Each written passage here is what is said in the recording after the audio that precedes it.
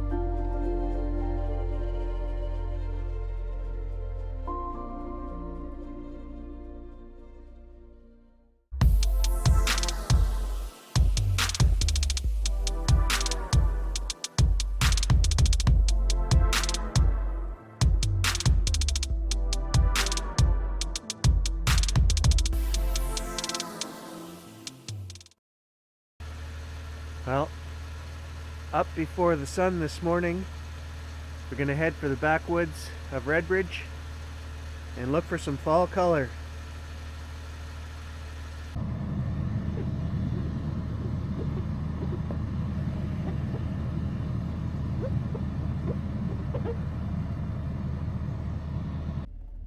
Alright, this morning we've got the 300mm with the 2x converter on it, A7R5. A7R4 with the 1728 wide angle. We've got the ZV-E1 with our 12mm Samyang. And then we've got the drone down there. We've also got the phone if we need it, and we're filming on the DJI. Now we just need the sun to come up.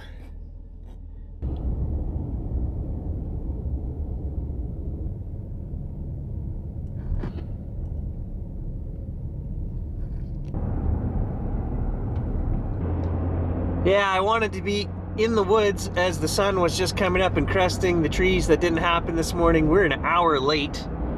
So right now the sun is just peeking over. You could see it hitting me there. And here I am driving, so that's on me. Got off to a late start this morning. This is a scouting trip. I'm just checking the back roads to see, has color peaked? Out where my dad lives, it's a little lower elevation, a little colder. Around here, the leaves are still 90% green. And Gerald and I are trying to plan some trips when we can maximize the beauty of the northern woods. And the only way to do that is to get out there and see what areas are turning and what state they're in. You guys see that big hill in front of us? It's still green. That's a terrible sign. It should be orange and red, every inch of it this time of year, and it's not.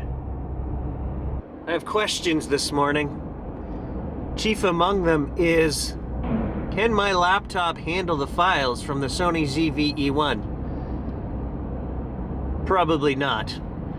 As some of you guys may know, we are forced to edit on our laptop for the next, well, I don't know, foreseeable future. And it's a 2020 laptop, and I didn't think about the monster files that come off of this camera. The sun was just coming over the mountain back there, and I put up the drone. Beautiful golden colors up there. Some of these higher maple hills are definitely peaking right now. Golds and reds, morning mist down in the valleys. Beautiful stuff. I'm not going to talk about it. I'm just going to show you. Here you go.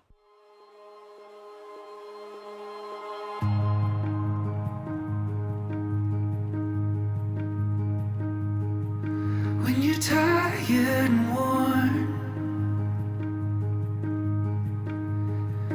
and you feel like you can't go on, I'll be there to put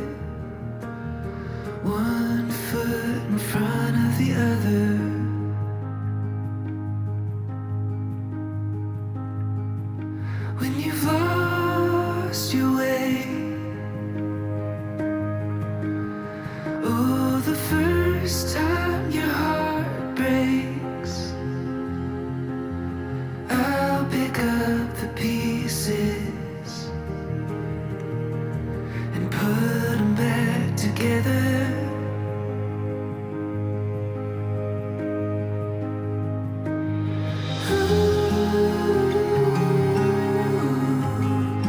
I'll be there for you.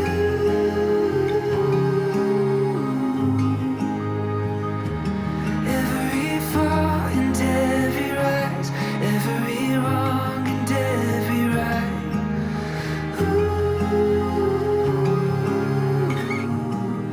I'll be there for you.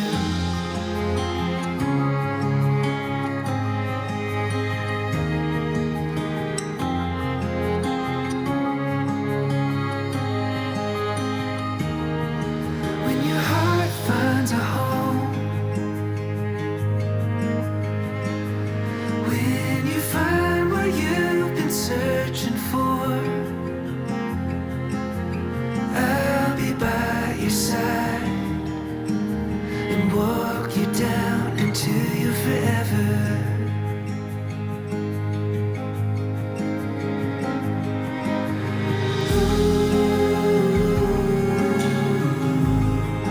I'll be there for you.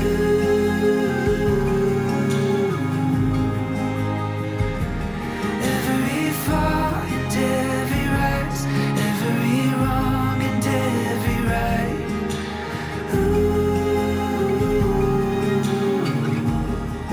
I'll be there for you.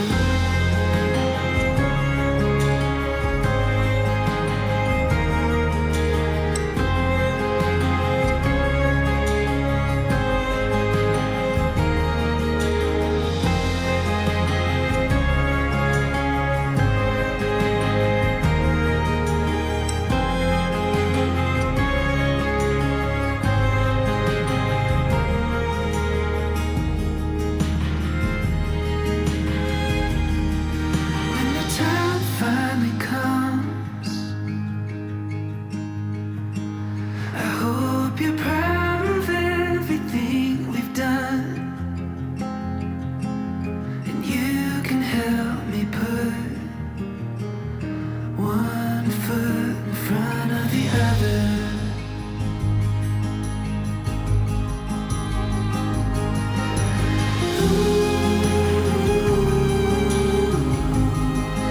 I'll be there for you.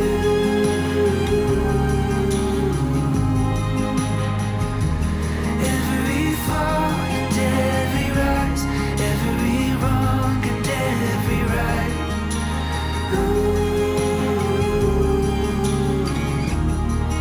I'll be there for you.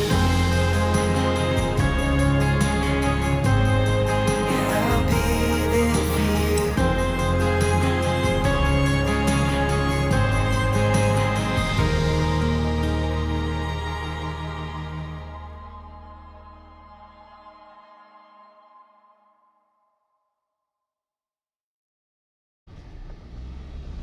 Gonna take you guys around the back loop behind Papa Mike's.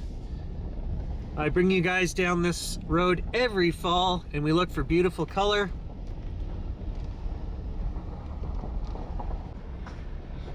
All of the gear I brought today, and I just realized I forgot a tripod. So everything will have to be handheld. There is one more spot actually that I would like to put the drone up. I know too much drone is not a good thing, but it's so beautiful this time of year, and while I'm out here, I may film another drone session here, guys, and put it in the next video because it's so beautiful. It's just, it can be too much to take in and actually appreciate. Here we are at kilometer marker 1. And I already see the first photo I want to take. I usually do take one. I love the nice S-bend in this road. And I always stop here and take a photo.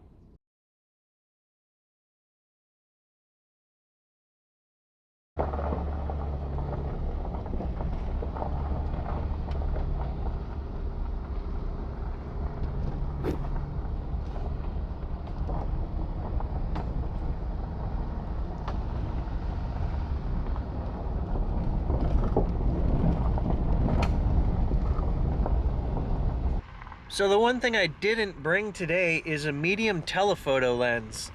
I have a 7300 Sony G lens that I use for travel, and then usually when I'm doing the back road like this, that would be one that I would bring.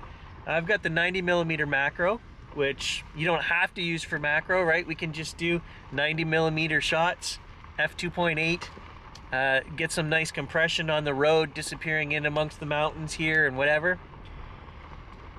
But I'm bringing it up because there is something that's missing from my kit, and that is a 7200. And I'm still doing photography for the local physician education group, and I do all their conferences and meetings, and when we do fun get-togethers at the ski hill and things like that. What I'm running is I'm still using my old Sony Alpha 70-200s. I've got two of them, and you have to adapt them to all of my new E-mount cameras. You know, I paid $500 a piece for those used 12 years ago, 15 years ago. They don't owe me anything. They are not the best performing lenses in this day and age. I wouldn't be able to do fast sports or anything like that. So I've really been contemplating and thinking that I'm going to buy an E-mount 70-200. And Sony has a new option as of last year, but it's not really what I was looking at. I've always owned f2.8 lenses, which are low light lenses, portrait lenses, but they're big and heavy. And Sony has come out with the 7200 f4, which is half the size, half the weight. And I'm 95% sure that's what I'm going to get. Not a cheap lens. But there's a couple of things that Sony has done with the 300mm over here. I had to buy the teleconverters. So I own the 2x and the 1.4x teleconverter, and they don't work on any other lenses that I own. Well, that 7200 f4 takes and uses those two teleconverters. So right there is a huge nod for me to pick up that lens. It would become my new travel lens. It would replace the 7300, which the 7300 is a nice lens, but it's nothing special. f4.5 to 5.6, not the nicest bokeh, blurry backgrounds.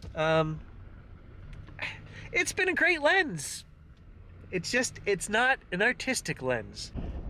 Actually, I forgot to mention the second and more important thing to me than using the teleconverters with that lens is that it is also a macro lens. So you can get right up to like 4 or 5 inches from the lens, and it will still focus, and has 4 of Sony's top focusing motors, so very fast. People online are saying it is probably one of the fastest focusing Sony lenses. So sports would be no issue, macro would be no issue, teleconverters is not an issue. The only thing I think is an issue is the f4 versus 2.8, and I really don't think that's an issue.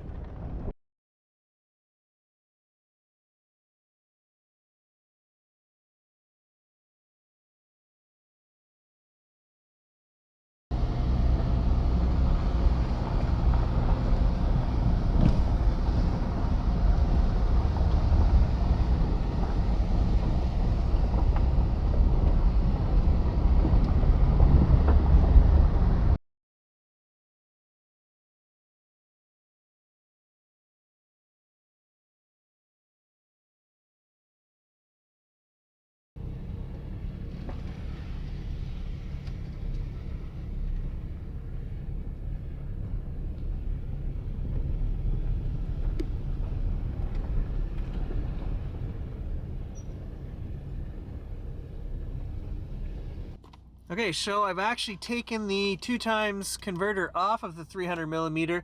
I'm just trying to pick out some scenes, and the 600mm was way too close. I couldn't get trees that I wanted. It's great to get individual leaves and things, but we're trying to do a little bit more of landscape stuff with this today. So we're gonna try, I wish I even had the 200mm, something in that range, 150. Would be even better, but we don't, so I'm going to make do with what I've got. That lens is very sharp. There's an image up here on the hill I'll show you guys. That tree right there I want to take a picture of, And I can just get in the section I want at 300 millimeters.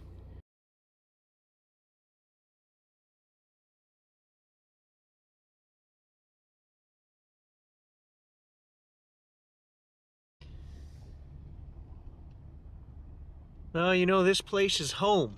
These swamps, the hardwood maples. Growing up here, it's in me. I feel there is no other place that feels like home as much as this place here. There's a fresh moose track on the road right there. I'll show you guys. So you don't think I'm full of crap. I keep saying, well, there's a moose track, and then we don't get out and show you. There. Pretty fresh too. I just stopped to take some pictures up the road. So I might have put that guy off the road just up here.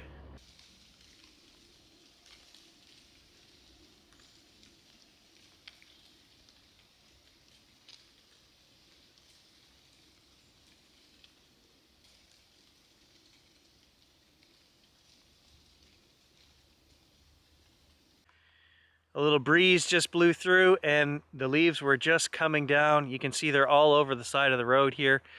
And that's what I'm afraid of, is we've kind of gone past the point of beautiful colors to the leaves are ready to start dropping right now, whether they're just brown, yellow, you know, whether they haven't even turned, they're just ready to drop. We're so late in the season, so this may be the best color we get this year. I don't know. I'm keeping my hopes up, but I don't know.